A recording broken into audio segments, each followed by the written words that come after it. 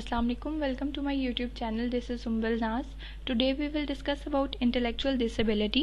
Intellectual disability के बारे में हमने पहले भी बात की थी in the previous lecture, जिसमें जस्ट हमने कहा था that it is the type of a neurodevelopmental disorder.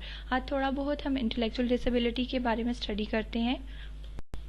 Intellectual disability को एक डिसेबिलिटी कहा जाता है बिकॉज इसमें इंटेलेक्चुअल फंक्शनिंग भी डिस्टर्ब है किसी भी इंडिविजुअल की और साथ साथ एडॉप्टिव फंक्शनिंग भी. अब इंटेलेक्चुअल फंक्शनिंग का मतलब ये है कि कोई भी बंदा है वो अपनी लाइफ में किसी भी किस्म की प्रॉब्लम का सल्यूशन नहीं दे पा रहा. छोटी सी भी अगर उसको प्रॉब्लम आ जाए तो वो उसका भी सल्यूशन नहीं दे पाएगा. इसके अलावा रीज़न नहीं कर पाता, डिसीजन नहीं दे पाता, ठीक है. एब्स्ट्रैक्ट रीजनिंग स्पेसिफिकली अगर हम बात करें नहीं कर पाता, उसकी लर्निंग प्रॉब्लमैटिक होती है. तो ये तो इंटेलेक्चुअल फंक्शनिंग होगी. इसके अलावा साथ साथ जो है उसकी एडॉप्टिव फंक्शनिंग भी ख़राब है, यानी कि उसको नहीं पता कि मेरी अपनी केयर जैसे कि सेल्फ केयर मुझे किस तरह से करनी है. इसके अलावा मुझे अपनी वर्क प्लेस पे कैसे रहना है, और इसके अलावा उसके जो स्कूल लाइफ है वो भी काफ़ी डिस्टर्ब होती है.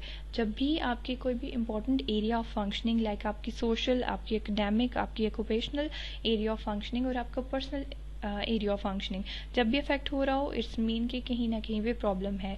और डिसऑर्डर्स हम लोग इसी वजह से कहते हैं कि जब पैटर्न डिस्टर्ब हो हमारी अपनी थिंकिंग का, हमारी अपनी रीज़न कर पाने के प्रॉब्लम का, डिफरेंट तरह की इमोशनल डिस्टर्बेंस, डिफरेंट तरह की बिहेवियरल प्रॉब्लम्स, तो ये तमाम चीज़ें डिसऑर्डर के अंदर आ जाती हैं. तो इंटेलेक्चुअल डिसेबिलिटी नाम से ही ज़ाहिर हो रहा है. जब भी इंटेलेक्चुअल कैपेसिटीज़ की बात की जाए, जब भी इंटेलिजेंस की बात आ जाए, जब भी vocabulary, comprehension, digit span, reasoning की बात आ जाए, तो इंटेलेक्चुअल डिसेबिलिटी ये होगा कि उस तरह की तमाम एबिलिटीज़ में प्रॉब्लम होना, इंटेलेक्चुअल फंक्शनिंग में प्रॉब्लम और साथ साथ एडॉप्टिव फंक्शनिंग में.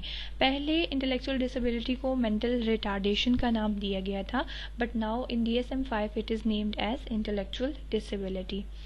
इसके अलावा इसमें बच्चों की जो भी सोशल लाइफ है बहुत ही ज़्यादा डिस्टर्ब होती है. सोशल लाइफ इस तरह से डिस्टर्ब होती है कि वो कोशिश करते हैं कि वो अकेले रहें, कि वो कोशिश करते हैं कि किसी भी किस्म की सोशल एक्टिविटी में इन्वॉल्व ना हो, ना ही वो अपनी फैमिली के साथ इतना घुलते मिलते हैं, और ना ही उनकी जो भी वर्क लाइफ है वो इतनी प्रॉपर होती है. तो किसी भी किस्म की इंगेजमेंट में, प्लेफुल एक्टिविटीज़ में कोशिश करते हैं कि वो उनसे दूर रहें. अब कुछ चीज़ें हैं जो कि बहुत ज़्यादा कॉमनली देखी जाती हैं इंटेलेक्चुअल डिसेबिलिटी के जो भी पेशेंट हैं उनके अंदर. इनमें सबसे पहले क्या है कि डिफरेंट तरह की कोई भी छोटी छोटी लाइक इनको स्किल्स की अगर हम बात करें तो उसको मास्टर करने में ये बहुत ही ज़्यादा स्लो होते हैं. किसी भी चीज़ को याद करने में, किसी भी चीज़ को अपनी लाइक मेमोराइज करने में उनको बहुत ही ज़्यादा प्रॉब्लम होता है. या तो वो बहुत टाइम कंज्यूमिंग होता है, और अगर याद हो भी जाए तो वो बहुत ही जल्दी भूल जाते हैं. इसके अलावा ना ही वो किसी भी किस्म का कोई कंक्लूजन ड्रॉ कर पाते हैं, यानी डिसीजन नहीं ले पाते. प्रॉब्लम सॉल्विंग एबिलिटी उनकी बहुत ज़्यादा डिस्टर्ब होती है. उनकी जो लॉजिकल थिंकिंग है उसमें उनको प्रॉब्लम होता है. उनको बैठने में, चलने फिरने में प्रॉब्लम होता है. बातों में उनको प्रॉब्लम होता है. ठीक है, उनकी अगर हम बात करें सिंपली यहाँ पे तो उनकी जो माइलस्टोन्स हैं वो डिस्टर्ब होते हैं. अब इंटेलेक्चुअल डिसेबिलिटी में नर्वस सिस्टम डिसेबिलिटीज़ भी आ जाती हैं, जिसमें अगर हमारे ब्रेन का कोई भी पार्ट डैमेज हो गया, ठीक है, जैसे कि इंटेलेक्चुअल डिसेबिलिटी है तो ये हमारे पास जेनेटिकली भी हो सकती है, किसी ब्रेन इंजरी की वजह से भी हो सकती है, कोई ट्रॉमेटिक इवेंट की वजह से भी हो सकती है, और केमिकल इम्बैलेंस जो हमारी बॉडी में है उसकी वजह से भी हो सकती है. तो नर्वस सिस्टम डिसेबिलिटी जब भी हमारा ब्रेन या स्पाइनल कॉर्ड पे किसी भी किस्म की जो है वो इंजरी होगी, या कोई भी ऐसा रीज़न जैसे कि मेनिंजाइटिस, इन्फ्लेमेशन जो हो जाती है, ठीक है. इसके अलावा और भी कोई भी मेडिकल कंडीशन हो सकती है जो कि आपके डायरेक्टली सेंट्रल नर्वस सिस्टम को अफेक्ट करे, तो वो नर्वस सिस्टम डिसेबिलिटीज़ में आ जाएंगी.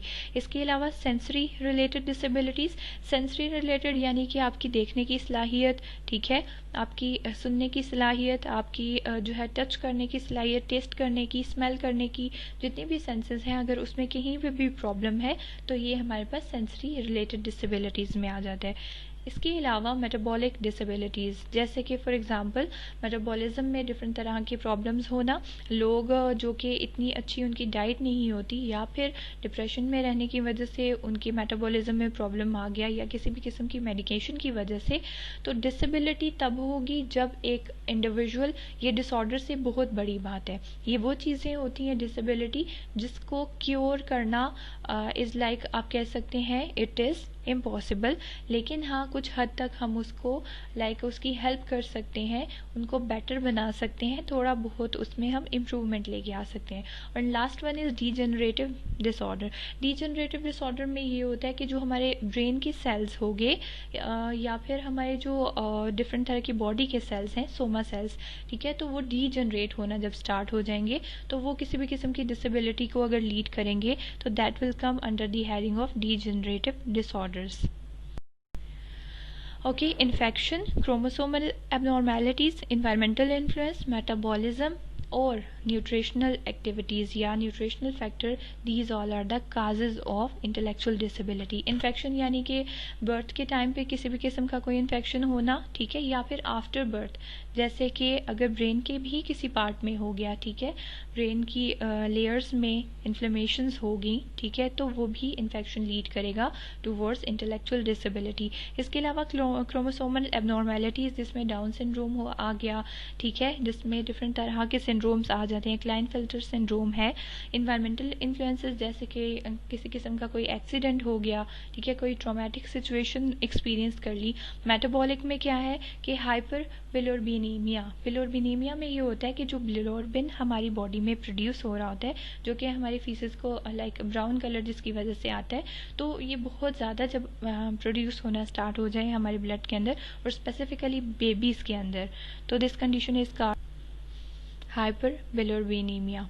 इसके अलावा न्यूट्रिशनल काज हो सकती है जिसमें मेल न्यूट्रिशन, यानी कि अगर डाइट प्रॉपर नहीं है तो it will result in intellectual disability या फिर किसी भी किस्म की डिसेबिलिटी, वो डीजनरेटिव भी हो सकती है, वो सेंसरी रिलेटेड भी हो सकती है, वो ब्रेन रिलेटेड भी हो सकती है। तो ये तमाम डिसेबिलिटीज़ इंटेलेक्चुअल डिसेबिलिटी के अंदर आती हैं। इसके अलावा इन द नेक्स्ट वीडियो इंशाल्लाह we will discuss about the more symptoms, about the factors that will lead towards the other complication, या फिर हम ये भी डिस्कस करेंगे कि किसी मेडिकल कंडीशन की वजह से क्यों इंटेलेक्चुअल डिसेबिलिटी होती है। एंड इंशाल्लाह we will be going toward the treatment and intervention to apply over the intellectually disabled person. Thank you so much for watching and listening. I hope this video will go successful for you. अगर आपको video पसंद आए तो don't forget to like, subscribe and share, and please press the bell icon. अस्सलाम वालेकुम, अल्लाह हाफिज़।